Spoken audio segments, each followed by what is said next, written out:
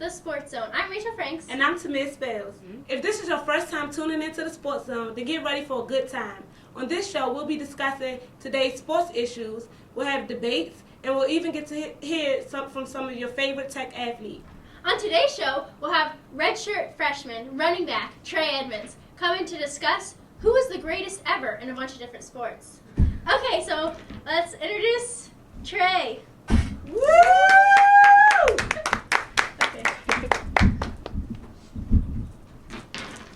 Hey Trey. Oh, he's out. How you doing? Thanks for being on the show with us today. Thanks for having me. We want to really introduce you to everyone with this little video that we want you to see, okay? Okay.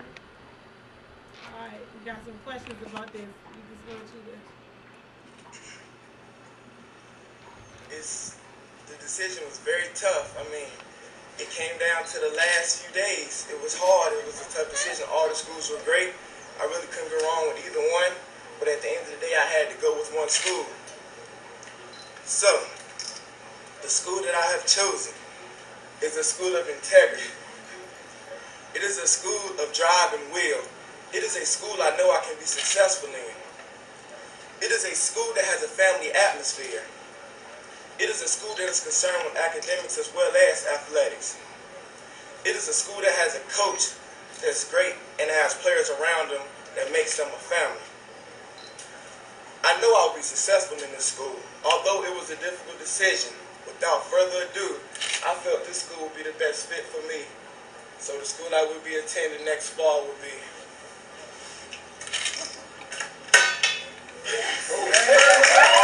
Trey, well, tell us a little bit about this. I mean, tell us about the whole... First of all, let's talk about the style you had the fresh cornrows in. Fresh rolls. I mean, you had the fresh rolls. So what made you change from the rolls to the dreads? What's going on? Here we are 2 years later, and I guess I just felt there was time for a change. I don't know. I kind of just got tired of the rolls. But as you look around the football team now, it seems like the rolls are starting to come back. So I don't know if I made the wrong decision or not. But whatever I'm doing with my hair, I'm just going to do it. Okay. Now we have to ask you, did you prepare this speech? No. I mean, no. You didn't. It looked like you were looking down at something. It was a note card, but we had school that day, so I actually did it in first block. So I just wrote down a few things I was gonna say. My mother had texted me. She told me just the things to cover. Well, she didn't tell me all the things to cover, but she told me some things just to make sure I cover. So I tried to make sure I highlighted those and try to put my own little spin in it. And here we are now. I mean, somebody said you sounded like the young MLK. I mean, I didn't know you had that. You know that speech. Did you take speech class? I mean, did you? Well, you know, that's what I was aspiring to sound like. You know, I don't want to get up there and sound like somebody else. I don't want to get up there and sound like nobody lesser than MLK. So I mean, I guess with a little bit more practice and a whole lot of more years, maybe I will end up sounding like MLK. Okay. But I guess that's the start. So do you get the motivational speeches in the locker room then? Nah, that's not me. I mean, one day I think that could When be a he's a good look. senior, You when think he's that a could be me? senior. Yeah, I think that could be. 4 years from now? 3 years from now? It's a school of integrity. That could definitely be you.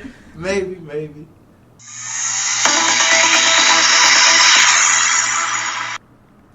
Okay, so now it's time for our Man on the Street segment where we go out and we ask Tech students different questions about sports issues. Today, the first question that we asked students was, who is the best basketball player of all time? I think Scottie Pippen, because normally when you think of the Bulls, right, you're like, yo, Jordan. And he didn't work just by himself. It was Scottie Pippen. It was that synergy, man. Probably LeBron James. I mean, that's what everybody would say, right? Every time I watch him, he does really well, so. Okay. MJ, what's good? Michael Jordan. LeBron's catching up though. That might just be because I'm from Miami. So. First and foremost, we want to thank all of the students who participated and answered the questions. Now it's time to hear the real answers. Okay, first of all, they're all wrong. No one said Bill Russell, who has the most rings of all time. 11 rings. You can't compare to that. I bet if you ask all of those people you just asked those questions to, none of them even know who Bill Russell is. They probably don't, because they don't know who the best of all time is. So, I mean, both of you just proved my point. It's just about the legacy, okay? Nobody really knows Bill Russell. Jordan has the legacy. over everything. LeBron is about to take over the legacy. It's not who's the most known of all time. It's who's the best of all time. Let's compare stats. What's Bill Russell's stats? How many points did he average per game? He averaged 15 points per game, and get this, 22 rebounds per game. How do you compare to that? Like our basketball team averages 22 rebounds by themselves. The entire So you gonna compare to our basketball team? Is that what you gonna do? You gonna compare professionals to Virginia Tech's basketball team? I'm just saying, by himself, he gets more than a team. Okay, those rebounds. What was the point? What's the point? Yeah. Would you say 15 points a game? Points. Plus rebounds, plus assists. I don't know if you knew that Jordan doubled that. He's 30 points a game. How many rebounds did he average? All right, let me put my intake on this. Bill Russell was a good player. A good player. 11 course, rings in 13 years. You're right. He did have the most rings, but when you look at players and their individual athleticism and what they had to offer and what they had to bring to the table, he just wasn't the guy. Like, you know, he couldn't seal the deal. He wasn't the guy that'd take over the game. Seal the deal? No, he couldn't. He wasn't the guy that could take over the game. You told me yourself he averaged 15 points per game. You can't win clutch. Is scoring everything, or is defense and rebounding and hustling?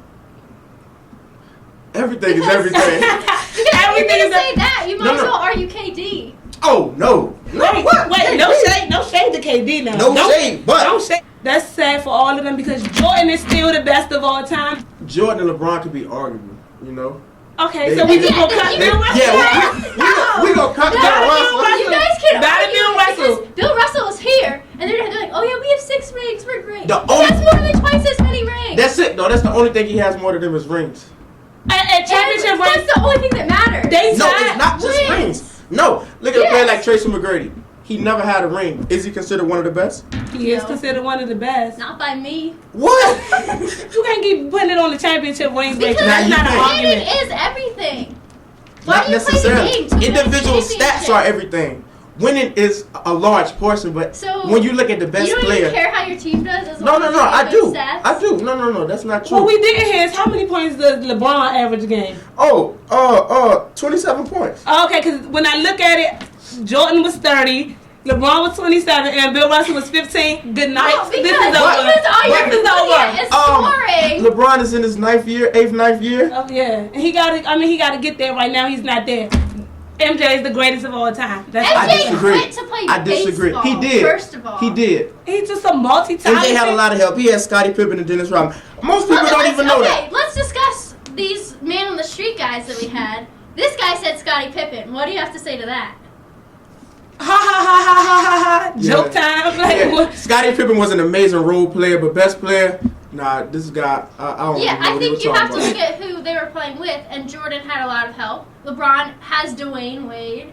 LeBron had to trade teams to go get help. Yeah. He couldn't win it by himself. He needed Bosh and Dwayne Wade. And neither of you guys couldn't either. No one can win it by themselves. Obviously they can't win it by. But Bill Russell was like the star on all of his teams. He didn't have any other stars. So Jordan wasn't the star? I mean, he was, but he had Scotty. And Dennis, let's not forget him. He averaged over 20 rebounds per game too. Since we want to talk about rebounds, safe to say Dennis Rodman is better than Bill Russell because No, I don't know his when points it per comes game. down to it, he didn't win as many championships. Okay, so let's look at point guard Derek Fisher. You know who that is? Yes, I know who Derek Fisher is. Would you consider one of the greatest point guards of all time? No, not really. No, and he has 5 rings. That's got to be like But in he the top has 5 for rings point guard. because Kobe and Shaq dragged him along. Oh! So you say he's winning his rings because of Kobe and Shaq? Is that what you're telling me? Leave him Oh, alone. Oh my God. So is it safe to say that Shaq won? That Kobe won his first couple of rings because of Shaq? Yeah. Oh, for sure. Okay. I agree with that. I agree with that. I think at the end of the day, when you have Magic Johnson saying like there's MJ and then there's the rest of us, or if you have Larry Bird saying that, you know, God is disguised as Michael Jordan, this isn't an argument. Michael Jordan is the best of all time. I'm just saying. Most wins. That's what I'm saying. Well, what you got to say? LeBron will be the best of all time at the end of his career. The second question that we ask students is, do they prefer a dual threat quarterback over a pocket passer quarterback? Dual threat is when you can pass and run, right? I think that's better because you have more options. Quarterback's first job is passing. He's got to have that down before he starts thinking about anything else. Okay. Love RG3, so I love his dual threat, but I think passing quarterbacks in general have more longevity in their careers, so probably a passing quarterback. I don't know, probably a passing quarterback because they last longer, you know what I mean? Like dual threat quarterbacks like Michael Vick and RG3 get hurt all the time, so yeah. Passing quarterbacks like Peyton Manning, he's in like almost 40, so he can try and sneak into the Hall of Fame like that. It's the big question. Dual threat versus the pocket passing quarterback. Let's go. I'm going with the passing quarterback. I know my team. And we are going with the correct choice, the dual threat No quarterback. question. I mean, if you listen to what some of the people, the guys and girls were saying, and our wonderful educated tech students, they were right. Just passing quarterbacks, they just have this longevity that you don't really see with the dual threat quarterbacks. And the thing is, I think the dual threat is important, and it'll happen, it'll change the league over time. But the thing is, most times dual threat quarterbacks, they compromise one or the other. So is it safe to say that it's changing the league right now? It is changing. I think it's changing. I think that more quarterbacks are becoming dual threat quarterbacks, but I think that they compromise one or the other. So even you run well or you pass well. So it's if you have a dual threat quarterback. I don't think that's true at all. I think that RG3 runs well, RG3 passes well last season. What about this That's season? true. And if you look at another dual quarterback, Colin Kaepernick, he's passing better this year than he was running. So I mean, Look at Kaepernick. Can we talk about these two seasons of these two examples that y'all pulled? RG3 and Kaepernick. Let's talk about it. How are they doing? Did you watch last night? How did they do last season? How are they doing this season? When did Kaepernick finish? In 2013. Where did Kaepernick finish? All I'm saying. He was the same quarterback last year as he is this year. How many dual threat quarterbacks won the Super Bowl yet? How many have gone? Yet? What do you mean yet? How many of them have won? How many of them have won? Because how many of them have won? Dual threat is sort of a new thing. My dear friend is a running back here. That's less curious for the running backs. We had a dual threat quarterback. Look at LaShawn McCoy with Michael Vick. That's an excellent combination. Look at Michael Vick. Look at Michael Vick. Go to what? Look at Morris and RG3. Look at Morris and RG3. Michael Vick is the only one who really does it well. Look at RG3. Look at RG3. And Alfred Morris. Look at Gore and Kaepernick. I still say look at Marshawn RG3 and Kaepernick are not doing anything. And Russell Wilson. RG3 and Kaepernick aren't doing anything so far. They got off to a slow start this season. And Kaepernick had a good game last night. He did. Okay, one night. How's this? They blew the Rams out. Okay, one night. I still think that passing is where it's at. I think that is less. Hey, passing is where it's at. Why would you not want to run and pass? Because it gives the defense more to plan for. It kind of makes it harder on the defensive coordinators, and you just bring more to the game plan. But I think that's true in this situation. I can give y'all that. But as we said, with this is about to be the face of football. It won't be anything extra. It won't be hard. Defenses are planning for that stuff now. Even in college football, and we could talk about some dual threat college football quarterbacks. Let's go down Virginia Tech history. Let's go down Virginia Tech history. Let's go down Virginia Tech. Worst quarterback in the last 20 years, Sean Glennon. Our only passing quarterback in the last 20 years. Who? That's a fact. Wait, that's a fact. Wait.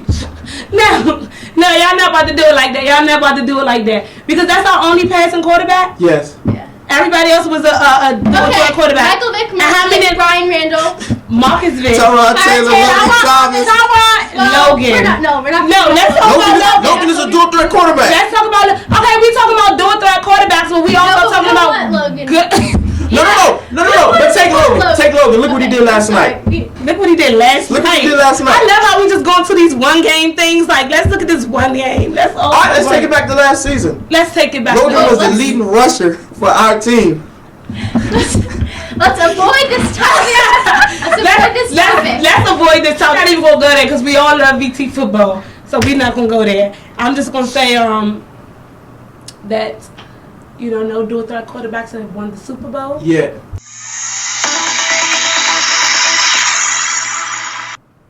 And the third question we asked students was, who is the greatest boxer of all time? Muhammad Ali, because he's the most mainstream one. Roy Jones Jr. If you see him in the mat, like he just dances around everybody. This guy with that two on his face. Mike Tyson? Mike Tyson. Okay. Muhammad Ali. Okay, yeah. It was like classic, and I've watched a couple documentaries on that. But other than that, I don't know any like modern, current boxers whatsoever. Okay, so first thing, we disagree with everyone else who the people said. I'm going to go ahead and say Joe Louis is the best of all time. His record is 66-3, and he only had one legitimate loss, and he came back and beat that guy in one round the next time they faced each other. Who was that guy? That guy is a German man, and I forget his name, but he was a Nazi, and this was during World War II, so he made the Nazis look beatable, and he was the first African-American boxer that white people had faith in. Well, I'm gonna go with the perfect Floyd Money-Making Mayweather. He just perfects it. He's 45 But he's and only played 45 matches. and he's also 36 years old. I mean, he don't really have too much more in him. I feel like we always get in this position where it's like, you said your guy played how many, 66? Yeah. And you said your guy played 45, but my guy played like 175. Well, he won 173. How many did he lose? But he won 173. But he lost 19. Yeah. Ooh, 6 draws? I mean, I'm just saying. My guy only lost 3. But My guy perfect. But my guy played long. My guy was boxing longer than y'all guys. Like, he dominated for his era. Like, I think that. I mean, Joe Louis No. for his era. And obviously Floyd's dominating this era, so. Uh-oh. I mean. Obviously. Okay, forget the eras, but let's talk about all time. And all time, 173 wins, 66, and 45. You say? Here we go. I'm just saying because he had 108 knockouts. I mean, what? That's true. I mean, what? That's 108 knockouts. This guy beat the Nazis. Yeah, he beat the Nazi, but how many knockouts did he? Did he knock the Nazi out? Or? He did knock them out in the first round. Oh yeah, that's how my guy. He's a first round knockout. I think it was like 20 or so. Well, Floyd maybe only had 26 knockouts, but he only fought 45 matches. I'm just saying, my guy fought more matches than y'all guys had. Game like my guy had more knockouts. So he played. Y'all guys, so he fought against a lot of weak opponents. That's what I'm getting out of it. He challenged the best of the best at a time. Like anyone who wanted to play him. No. He challenged the best of the best at a time. We're not even gonna count your guy because if we look at Floyd Mayweather, are you serious? If we look at Floyd, gonna count my guy. I think the sport of boxing was stronger back then than it is now. I kind of think it's kind of dying down now. That's against your argument. No, it's not. No, I'm saying the reason you guys boxers are fought more is because, you know what I'm saying, there were more pay-per-view fights, there were more Showtime fights and things like that. Okay. And boxing was, you know what I'm saying? So there were as many good boxers now. They're not as many good boxers. Floyd just knocking the ball out. I mean, Floyd is a good boxer, but Sugar Ray, if Floyd came to Sugar Ray, then it would have been like, it would have been over for him because Sugar Ray got that speed. You know, he got that speed that Floyd not. Sugar Ray got that speed that Floyd not seeing. Like but Floyd is a good defensive player, and his boxing IQ was like he good. Like his ring IQ he know how to work the ropes. Like he know how to do everything. And that's true. But like Sugar Ray would have just hit him with them combos so quick that he wouldn't know what to do with himself. So I'm gonna go with Sugar Ray beating Floyd and not even looking at Joe Louis because he fought a Nazi. And out of our 3, I don't really like your guy's good, but I will put Muhammad Ali before I put him. But I'm just saying, like as far as like Floyd Mayweather, I don't think he's saying Sugar Ray. You know, like they pretty much. I think it'll be a good matchup. You know, because like his reach is he only got Floyd Mayweather by half an inch on his reach. Yeah. You know what I'm saying? Like I just think that he got him. He got him out. He don't have him as far as like the ring IQ, but he's quick and he's powerful. So I think that he's the greatest of all time. That might be the only thing I give Sugar Ray over Floyd is the power. Floyd doesn't have the knockout power like he used to, but like you said, the IQ and the quickness is still there. So with that knockout power, my boy got, and he doesn't trade his fight. He got to hit him to knock him out though. He just fights anyone who will fight. No, him. he doesn't cherry pick his fights. Like, I mean, I think that's like Floyd does. Or he just has a bad manager. See, are you telling me Floyd does? I think that No. Floyd cherry picks his money. Okay, Floyd cherry picks his money, but I think that just goes to show that Sugar Ray is about the craft of boxing. He's not about like. Hey, what can you the say? money. Floyd loves the money. What can you say? Money making Definitely Mayweather. loves the money. He loves it. I'm just saying that he may not be undefeated, but at one time in his pro career, he was 128 and 4. He only had 4 losses, and then he had a 91 game stretch. Like 91 game stretch is still a winning streak is still better. A 91 game winning streak is still better than 66-3 and it's not 45. 45-0. But I'm just saying to win 91 games straight is better than 45. But at the end of the day, if this 0 is at the end of this 45, he's undefeated. He's perfect. No one has ever beat him. So, I'm just saying he has to double that and add 1 to get to where my guys at with a 91 winning streak. What? I don't understand what it is. It's like this quality don't matter to these people. Somebody help your friends out. Get your favorite athlete and your host. Like, somebody help them out. I should have said your favorite athlete and your second favorite athlete, because we all know Rachel knows she's an athlete. Rachel's definitely an athlete. Rachel's an athlete on the team of women's basketball. We're gonna go with that. Women's basketball. Okay. I got the defense. You can't. Well, we'll see if she has the defense when we play this Pros versus Joes game coming up next. Me and Trey, I'm about to beat him. Pros versus Joes. Me, Rachel, and Adrian. Holla at us. He about to go down. Let's get it. Let's get it. Playing horse and we're gonna win. Who we playing against? Trey Edmunds. Okay, does Trey have any skills in basketball? Get it. What you want? What you want?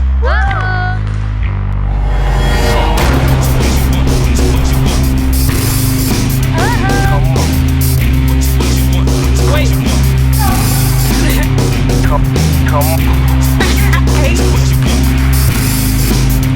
Come on. Did you make this? Yeah.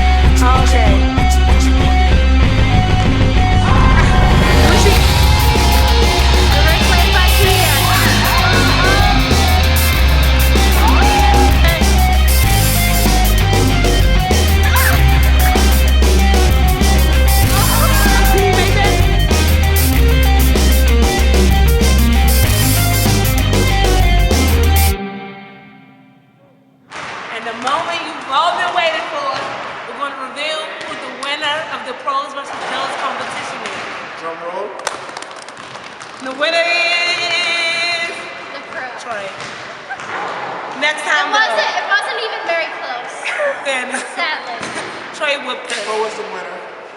14. Make sure y'all check them out at the games. Next game, UNC.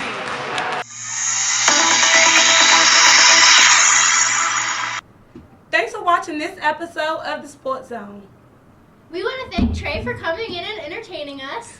And make sure you guys tune in every Monday to watch the Sports Zone. And tune in next week for special guest, cornerback Antone Exum. Keep it classy, keep it real, and stay in the Sports Zone.